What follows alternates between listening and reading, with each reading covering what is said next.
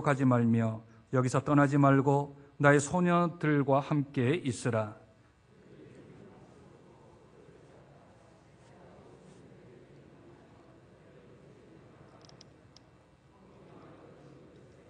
소년들이 기로 온 것을 마실지니라. 룻이 엎드려 얼굴을 땅에 대고 절하며 그에게 이르되 나는 이방 여인이거늘 당신이 어찌하여 내게 은혜를 베푸시며 나를 돌보시나이까 하니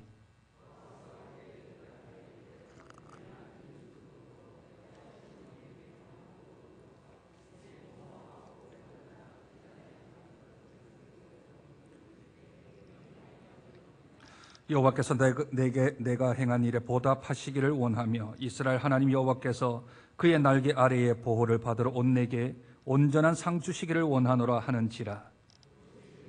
내 주여, 내가 당신께 은혜 있기를 원하나이다. 나는 당신의 하나님께 당신이 이 하녀를 위로하시고 마음을 기쁘게 하는 말씀을 하셨나이다.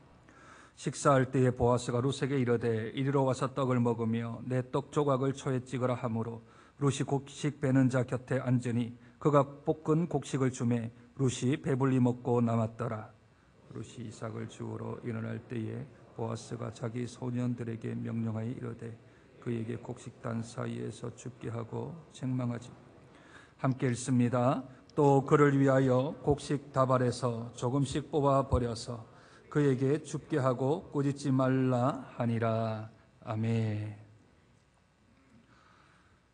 믿음의 선택으로 베들레헴에 온 룻과 믿음의 선택으로 베들레헴을 10년 동안 지킨 보아스가 만났습니다. 은혜 통로로 시모에게 은혜를 베풀었던 룻과 일꾼들에게 하나님의 이름으로 축복하며 지난 10년 동안 은혜를 베풀었던 보아스가 만났습니다. 이 두 사람은 우연히의 축복과 마침의 인도하심으로 서로 만나게 되어집니다.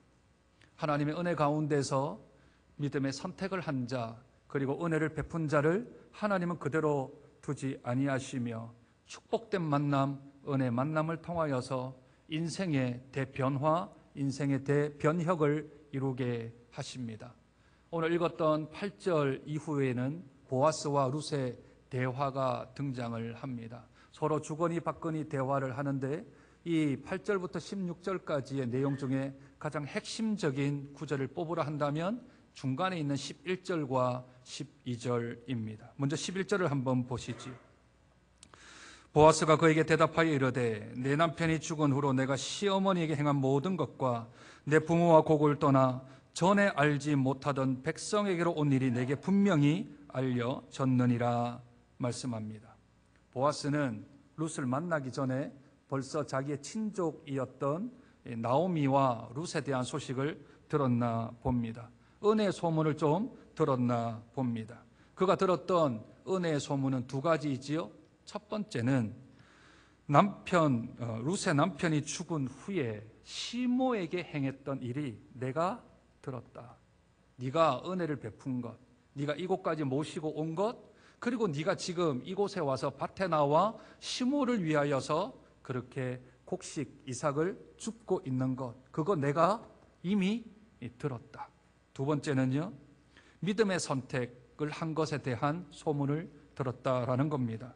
룻의 부모와 고국과 백성을 떠나 전에 알지 못하던 백성에게로, 그 다음에 대화를 들어보면 여호와 날개 아래로 들어온 너의 믿음의 결단, 믿음의 선택을 내가 이미 분명히 들었다, 그렇게 얘기를 합니다. 시모에게 은혜를 베푼 것, 믿음의 선택으로 지금 베들레헴 땅으로 온 것, 누가 소문을 냈을까요? 이 이방 여인, 그냥 아무런 이스라엘 백성이 볼 때는 하찮은 여인, 이 여인에 대한 소문을 누가 냈을까요?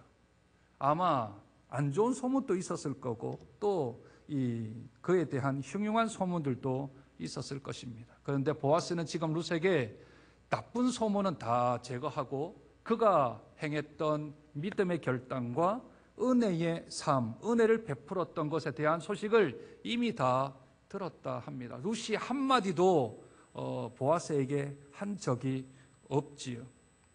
성경은 침묵하지만 이 소문 하나님이 내십니다. 우리가 소문을 내지 않아도 하나님이 소문을 내십니다. 어떤 소문을요? 믿음에 선택하게 한 것 하나님이 소문 내십니다. 은혜를 베푼 것 하나님이 소문을 내십니다. 우리가 광고하지 않아도, 우리가 알리지 않아도 믿음의 귀한 선택을 하고 은혜를 베풀었던 아름다운 삶은 우리가 아무리 감추어도 오른손이 하는 일을 왼손이 모르게 하려고 해도 그 소문은 나게 되어집니다. 근데 우리들은 좀 어떻습니까? 우리가 조금 잘한 일, 우리가 조금 잘 결정한 일, 우리가 조금 잘한 선택은 마치 좀 사람들이 좀 알았으면 좋겠다라는 욕심이 좀 없습니까? 그거 내가 한 일인데, 저거 내가 맡은 일인데, 그거 우리가 한 일이야, 우리 교회가 한 일이야 라고 좀 말하고 싶은데, 상대방이 먼저 말해주면 얼마나 고맙습니까? 그런데 상대방이 몰라주면, 내가 행했던 것을 상대방이 몰라주면, 우리 교회가 했던 일을 다른 사람들이 몰라주면 마음에 괜히 섭섭한 마음이 들지요. 섭섭한 마음이 듭니다. 그런데 하나님께서 그 믿음의 선택, 은혜를 베풀었던 삶, 그 삶을 하나님이 아시면 때가 되면 하나님이 다 사람들에게 알려주십니다. 그것을 성경이 지금 기록을 하고 있지 않습니까? 내게 분명히 들렸다. 네가 소문낸 것도 아니고 네가 광고한 것도 아닌데 내가 너에 대한 이야기 다 듣고 있다. 믿음의 선택, 은혜를 베푼 삶 내가 다 듣고 있다. 하나님이 소문을 좀 내어주시지요. 이런 하나님이 소문을 내시는 것은 한두 번이 아닙니다. 이스라엘 백성이 출애굽을 했지요. 그리고 홍해를 건넙니다. 40년 동안 광야 생활을 하지요. 그 가운데 전쟁을 얼마나 많이 합니까? 마무리 다 끝나고 이제는 가나안 땅에 들어가려고 했는데 또 요단강이 앞을 가로막지 않고 있습니까? 그런데 요단강을 건너가기 전에 이 사람들이 왜 40년 동안 광야를 헤맸습니까? 가나안 사람들이 두려웠고 무서웠잖아요. 그런데 여호수아 2장에 보면 라합이라는 여인을 통하여서 그 소식이 가나안 땅에 벌써 다 전달된 것을 우리들은 들을 수 있습니다. 조금 길지만 한번 들어보십시오. 라합의 말입니다. 여호수아 2장 9절로 10절 말씀입니다. 말하되 여호와께서 이 땅을 너에게 주신 줄을 내가 아노라. 우리가 너희를 심히 두려워하고 이 땅 주민들이 다 너희 앞에서 간담이 녹았나니 이는 너희가 애굽에서 나올 때에 여호와께서 너희 앞에서 홍해 물을 마르게 하신 일과 너희가 요단 저쪽에 있는 아모리 사람의 두 왕 시혼과 옥에게 행한 일 곧 그들을 전멸시킨 일을 우리가 들었습니다. 우리가 들었습니다. 이스라엘 사람들은 자기들이 메뚜기 같다 그랬습니다. 못 간다 그랬습니다. 겁이 난다 그랬습니다. 그러나 하나님이 행하신 일, 그 사람들은 아니었지요. 물론 하나님의 역사가 이스라엘 백성들에게 일어났지만 하나님이 그 행하신 일들이 속보처럼 비상연락망처럼 가나안 땅에 다 전달되었습니다. 우리가 너희들이 홍해 건널 때부터 겁났다, 두려웠다. 성경을 조금 더 읽어보면 허벅다리가 떨려가지고 간담이 서늘해가지고 언제 오나 겁에 질려 있는데 이스라엘 사람들은 도리어 또 겁에 질려 있는 것 아니겠습니까? 홍해를 건넌 일 까맣게 잃어버리고 아모리 왕 시온과 옥을 이겼던 일 까맣게 잊어버리고 아말렉과의 전투에서 기도하며 승리했던 것 다 잊어버리고 우리들은 가나안 가면 저들은 거대한 족속들이라 우리 가면 죽는다라고 하는데 이스라엘에 대한 소문을 하나님이 퍼뜨리셔서 가나안 사람들이 벌벌 떨고 있게끔 만들었지요. 사무엘상 18장에는 다윗이 골리앗과의 싸움 전투가 일어납니다. 다윗이 물맷돌과 그리고 이 가지고 있었던 돌로 골리앗을 쳐서 죽이지요. 전쟁에서 일어난 일인데 일어나자마자 그 소식이 백성들에게 전해집니다. 그리고는 다윗을 가리켜서 만만이라고 부르고 사울을 가리켜서 천천이라고 합니다. 누가 그걸 지어줬겠습니까? 다윗이 1000명 죽였겠습니까? 아니, 다윗이 10,000명을 죽였겠습니까? 사울이 1000명을 죽였겠습니까? 그렇지 않는데 그 소식이 그 믿음의 결단, 신앙의 선택, 그리고 은혜가 있었던 그 삶에 대한 소식을 하나님이 전해주십니다. 하나님이 다윗이 자기가 알리고 주지 않아도 은혜의 소식들은, 믿음의 결단의 소식들은, 하나님의 역사의 소식들은 알려지게 마련입니다. 그러니 내가 행했던 믿음의 결단, 신앙의 선택, 또한 은혜를 베풀었던 게 사람들이 좀 몰라준다고 섭섭해하지 않으셔도 됩니다. 왜냐하면 하나님의 은혜 적금 통장에는 차곡차곡 쌓입니다. 그리고 그것을 탈 때는, 만기되어서 탈 때는 하나님이 그 소문들을 내어주십니다. 그게 하나님의 방법입니다. 사람은 침묵하지만 하나님은 지금도 일하십니다. 우리들은 겸손히 그것을 나타내지 않지만 하나님이 그것을 드러내십니다. 왜냐고요? 너희는 세상의 빛이라 그랬습니다. 너희는 세상의 소금이라 그랬습니다. 소금이 맛을 잃으면 버림을 당하지요. 빛이 빛을 잃으면 어둠이 되어지면 더 이상 빛이 아니지 않습니까? 그래 하나님이 우리의 착한 행실을 세상에 알릴 겁니다. 그리고 그들이 하늘에 계신 하나님께 영광을 돌리게 하는 것이 하나님의 원리입니다. 우리가 떠벌리고 다니지 않습니다. 우리가 말하지 않습니다. 우리 행한 일들을 그저 우리들은 하나님이 하셨습니다. 하나님께 영광만 올려드리면 그 나머지 소문들은 하나님이 내어주십니다. 하나님이 기억하십니다. 그걸로 괜찮습니다. 우리의 수고 하나님이 기억하십니다. 그걸로 충분합니다. 사람들이 알아줘봤자 할 수 있는 건 아이고 수고하셨네요, 아이고 애쓰셨네요 말하면 끝나지요. 그러나 하나님 나라에 쌓여져 있는 것은 하나님이 한 움큼만 그 인생에 축복하시면 우리들은 만사 형통의 복을 누리게 되어집니다. 손도 없고 능력도 없고 재능도 없고 은사도 없는 사람에게 기대겠습니까? 아니면 천지 만물을 지으신 하나님께서 나를 좀 인정해 주시면 그것으로 만족이 되겠습니까? 비할 바가 못 되지요. 그러니 우리는 사람에게 칭찬받거나 사람에게 인정받거나 사람이 어떤 말 하는데 그것은 그냥 넘기십시오. 침 한번 삼키듯 꿀꺽 한번 넘기시면 그 침을 하나님이 기억하십니다. 하나님이 알고 계시면 그걸로 충분합니다. 그러니 우리가 너무 마음 상해하지 말고 우리의 그런 걸 많이 좀 알리려고 하지 말고 그저 덮어놓으면 때가 되면 하나님이 밝혀주실 것입니다. 이게 11절 말씀입니다. 12절 말씀 한번 보실까요?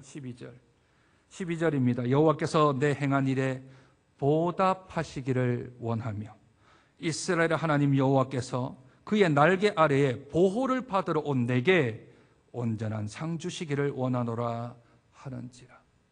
소문 또 하나님이 내셨지요.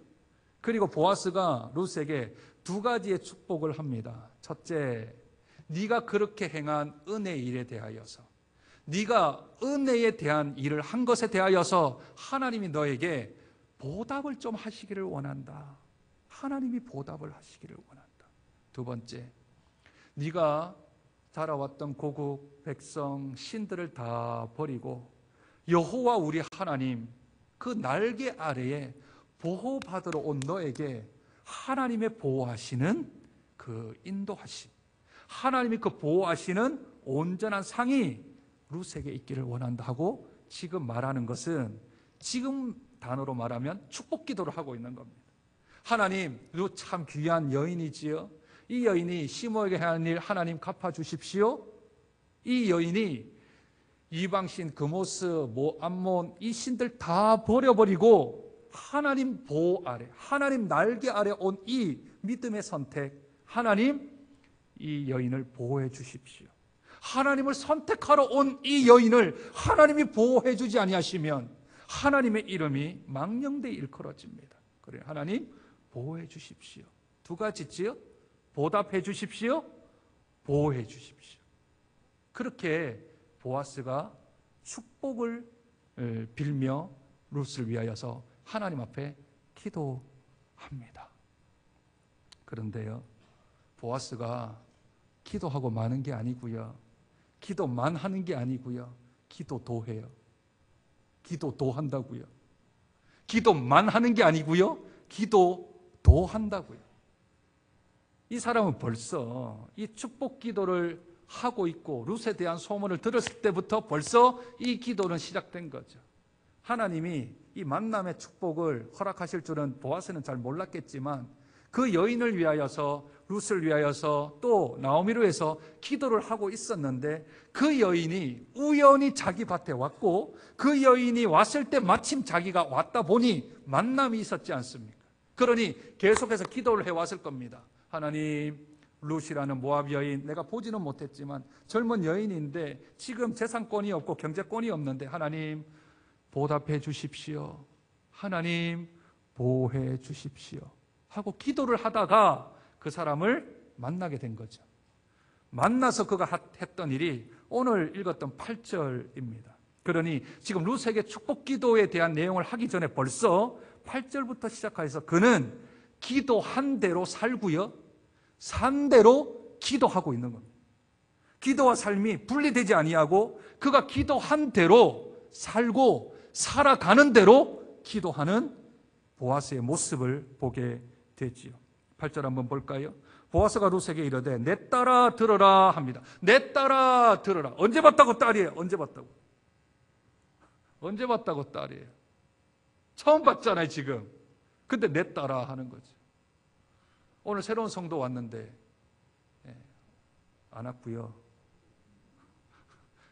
가정하여서 새로운 성도가 왔는데 제가 나이가 한 30대 초중반 돼요. 근데 제가 내 딸아 이래 부르면 좀 이상하잖아요. 처음 봤는데. 우리 주일학교 학생들 중에 내 딸아 이러면 목사님이 복음의 자녀라고 생각을 하는갑다 생각을 할 수 있지만 오늘 처음 온 사람한테 내 딸아 이거 좀 이상하지 않나요? 그런데 여기에는 히브리어적인 그러한 문화가 담겨져 있습니다. 내 딸아 하는 것은 나는 너를 우리 가족 공동체로 인정한다 그런 뜻입니다.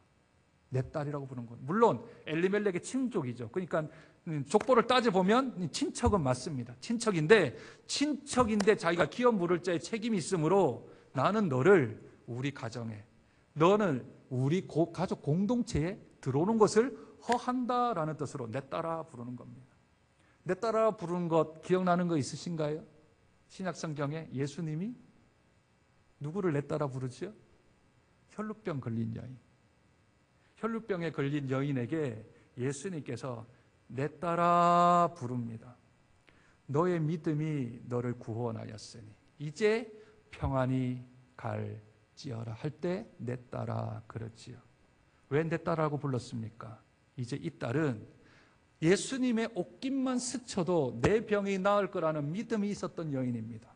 그러면 믿음이 있으면 믿음의 공동체 안에 하나님의 자녀가 되는 것 아닙니까? 그러니 예수님으로 볼 때는 이제 여동생이 되는 거죠. 하나님을 아버지로 모시는 그러한 가족 공동체라는 의미로 예수님이 혈루병 걸린 여인에게 내 딸아 그렇게 부르는 겁니다. 그러니 이제 그 여인은 구원 공동체, 천국의 공동체로 입성하게 된 뜻으로 내 딸아 부른 거죠. 오늘 이 보아스도 룻에게 내 딸아라고 부릅니다. 이제 너는 혼자가 아니다. 이제 너는 이방 여인이 아니다. 이제는 우리 한 가족이다. 이제는 우리 한 공동체다. 그러니 우리들은 함께 나눠야 된다 하며 그 뒷구절을 이렇게 읽습니다. 이삭을 주우러 다른 밭으로 가지 말며 여기서 떠나지 말고 나의 소녀들과 함께 있으라. 첫 번째는 그가 자기 영역 테두리 안에서 자기가 할 수 있는 권한 안에서 이 룻을 보호하고 있습니다. 다른 밭을 떠나서까지 자기가 영향력을 미칠 수는 없습니다. 그런데 이 보아스 밭 안에서는 내가 너를 보호할 거다. 왜요? 그렇게 기도했거든요. 하나님, 저 룻을 보호해 주십시오. 기도했잖아요. 그런데 이 밭을 떠나면 하나님께서 보호해 주셔야 됩니다. 그러나 이 룻이 자기 밭 안에 들어온 이상, 이 밭에 있는 이상, 이 밭을 떠나기 전까지는 자기가 할 수 있는 일이 사명이라고 생각하는 겁니다. 자기가 그렇게 기도했는데 그 기도에 대한 도구가 자기라고 생각하는 거죠. 이 여인이 이 밭에 왔으니까. 그러니 내가 할 수 있는 보호를 할 수 있는 것. 이 밭 떠나지 마라. 이 밭 떠나면 내가 너를 보호할 수가 없다. 하나님이 보호하라고 한 것, 그런데 지금 네가 이 밭에 들어온 이상은 내가 너를 보호할 책임과 권리와 의무가 동시에 다 있다 하며 떠나지 마라 합니다. 또 하나 더요. 9절. 그들이 베는 밭을 보고 그들을 따르라. 내가 그 소년들에게 명령했습니다. 그 소년들이 누구죠? 이삭을 베는 일꾼들이요. 남자잖아요. 남자가 이삭을 베고 있는데 그 소년들에게 명령하는 겁니다. 명령. 그냥 권유가 아니고요. 그냥 물어보는 게 아니고 명령입니다. 뭐라고요? 너를 건드리지 마라. 주인이 종들에게 말합니다. 저 여인 이방 여인이라고 너희가 율법에 보면 아무렇게나 대해도 될 여인이지만 그러나 내 명령으로 말하는데 저 여인 건드리지 마라. 모압 여인이라도 내 딸이다 내 가족이다. 그러니 너희들 건들지 마라. 하나님께 이 여인을 보호해달라고 기도합니다. 그런데 자기 영역 안에 들어온 겁니다. 내 눈에 밟힌 거죠? 내 눈에 들어온 겁니다. 내 영역 안에 들어온 겁니다. 그럼 그게 나의 사명이구나. 나의 사역이구나. 라고 생각하고 그 밭을 떠나지 말라 하고 그 밭에 있는 동안 그 일꾼들에게도 금지 명령을 합니다. 만약 이 주인의 명을 어겼을 때 어떤 일이 발생될까요? 종들이 룻을 못 건듭니다. 그러니 하나님께 받은 사명, 그것을 지금 기도하다가 보호해달라는 기도하다가 보호할 수 있는 기회가 주어지자 그 일을 자기가 감당하는 겁니다. 사람들은 기도만 하고 많은 경우가 많지요. 그런데 그 기도 안에 내가 기도한 대로 살아가는 모습들은 별로 없습니다.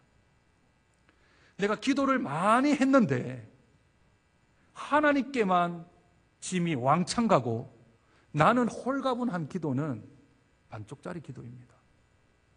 안 하는 것보단 낫겠지만 기도를 하면요 자기에게 부담이 생겨야 합니다. 설교를 들으면 아이고 오늘 속 시원하네.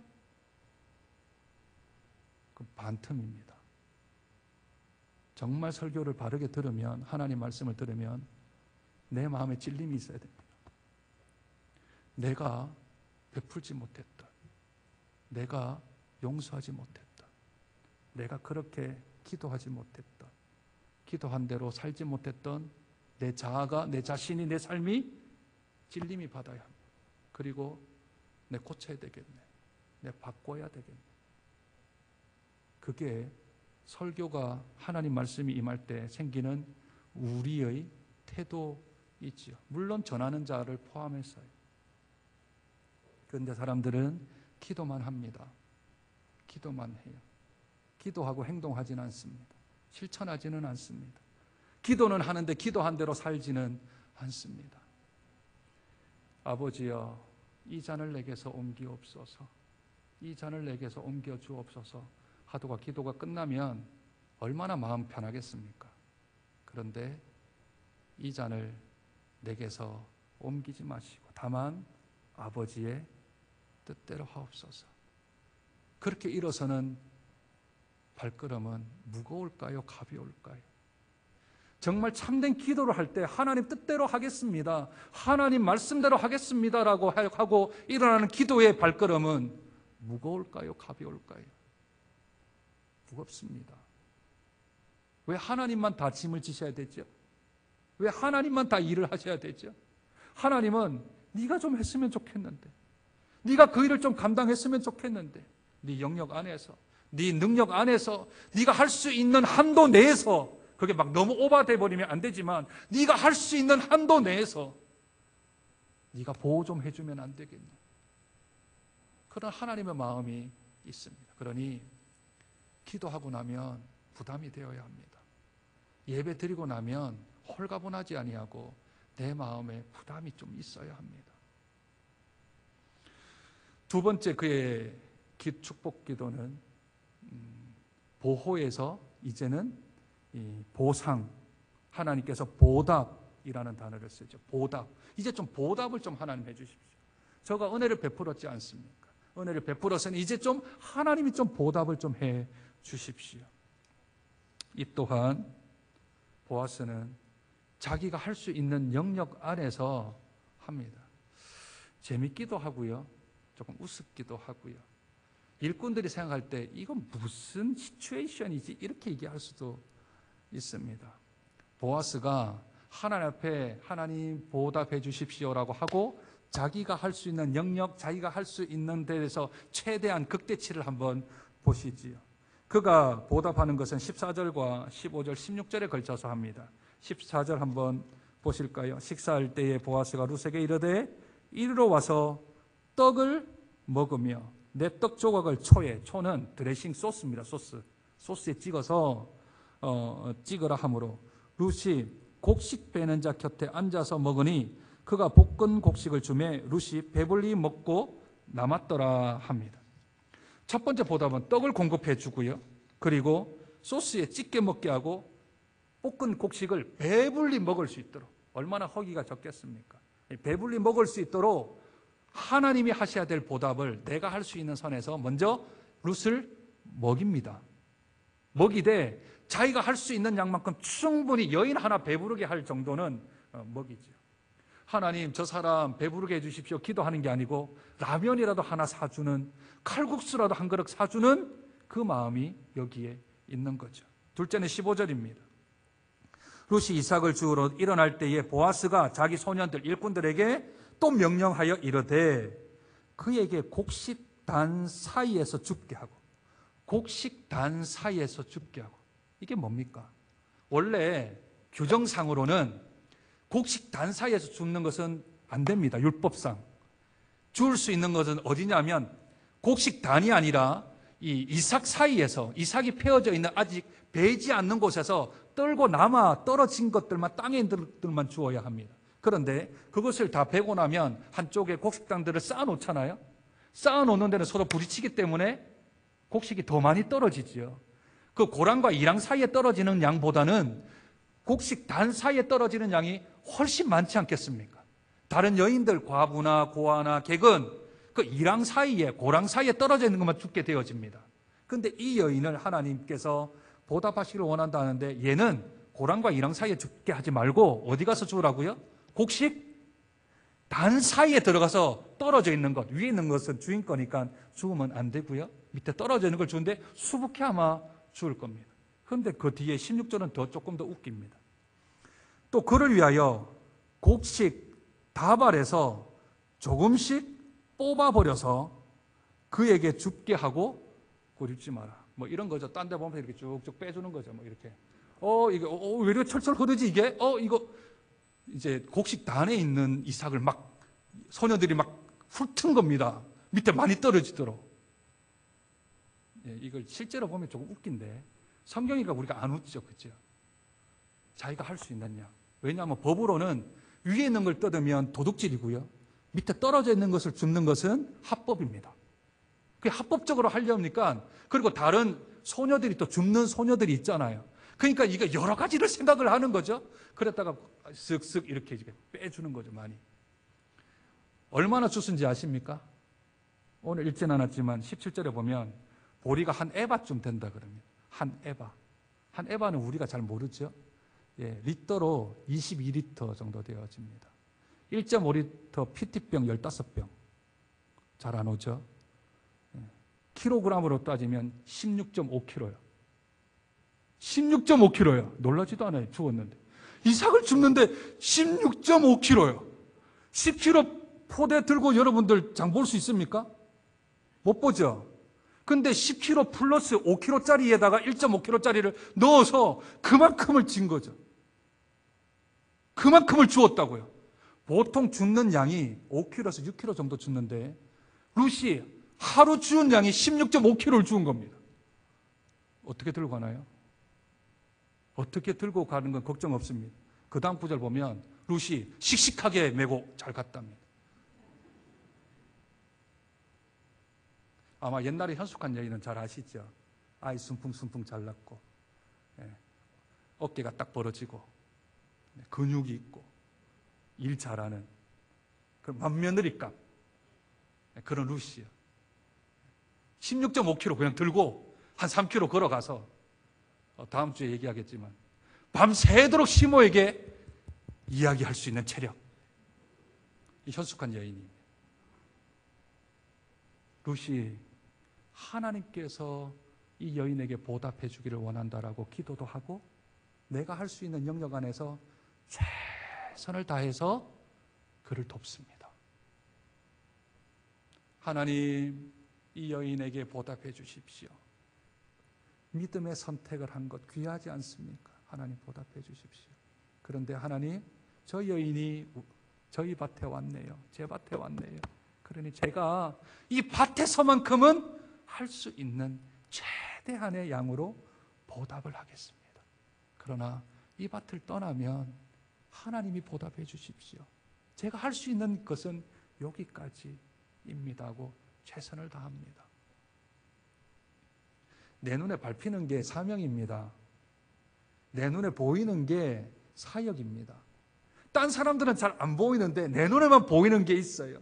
내 눈에만 있는 게 있어요. 그건 지적하라는 얘기가 아니고 나보고 하나님이 그 일을 하라는 겁니다. 아무도 그 생각이 들진 않지만 하나님이 그거 내 눈에만 보이게 하고 내 눈에만 밟히게 하고 나만 가면 그게 있으면 이거 나보고 하라고 하시는 거구나. 기도도 하지만 기도한 대로 살아가는 삶이 우리에게 필요하지요. 믿음의 결단을 하는 사람, 신앙의 선택을 한 사람, 은혜를 흘려보낸 사람에게 하나님이 만남의 축복을 주십니다. 그 만남의 축복을 주신 그 사람이 나를 보호해줘요. 나를 보답해줘요. 그런데 자기가 한 게 아니라 하나님이 하셨다라고 말을 합니다. 하나님이 보호하셨습니다. 하나님이 보답하셨습니다. 그렇게 또 은혜를 흘려보내요.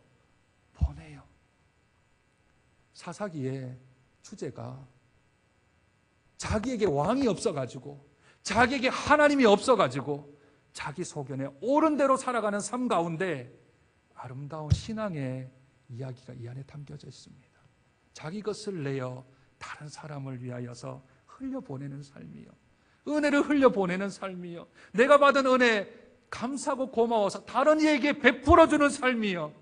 그리고는 하나님이 하셨대요. 하나님이 너를 보호하셨대요. 하나님이 너를 보답하셨대요. 영광은 하나님께 올려드리고 온전히 주님께 나아가는 아름다운 믿음의 스토리가 이 룻기 안에 있습니다. 빛으로 소금으로 살아가야 될 우리들이 이 안에 있는 은혜, 헤세드, 사랑, 무조건적인 사랑, 값없는 사랑, 대가 없는 사랑, 그 사랑이 무진장 녹여져 있습니다. 어디를 봐도 다 베풀어주고 다 섬겨주고 다 자기가 희생하고 헌신하는 것밖에 등장하지 않는 게 룻기입니다. 이 룻기가 얼마나 아름다운지 하나님이 사사기 안에 넣기가 싫어가지고 빼가지고 한 권으로 우리에게 주셨다고요. 이 한 해 동안 코로나가 힘들게 하지만 그 가운데서 빛으로 소금으로 살아들여서 우리들도 은혜 받은 대로 은혜를 베풀고 기도한 대로 살아들여서 우리 하나님께는 영광이고 또 다른 은혜가 룻에게, 나오미에게, 보아스에게 흘러가는 복된 은혜의 공동체가 되어지는 저와 여러분 되시길 주님의 이름으로 축복드립니다. 하나님의 은혜를 받은 사람, 하나님의 은혜를 받은 사람이 그 은혜를 또 다른 사람에게 베풉니다. 베풀었더니 또 하나님께서 더 큰 은혜를 주십니다.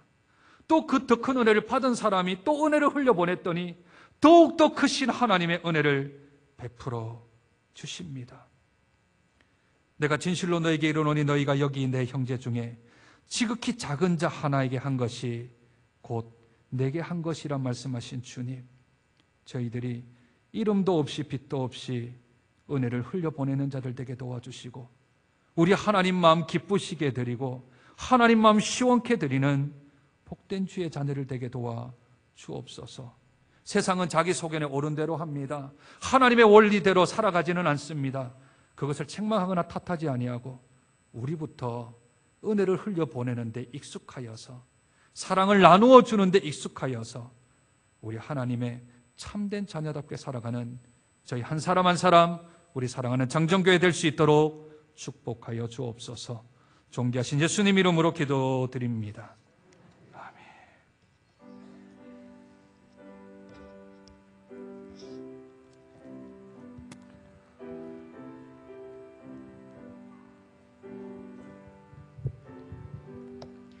내 임금 예수 내 주여 이제이니 주님 앞에 한없는 은혜 받고서 내 생명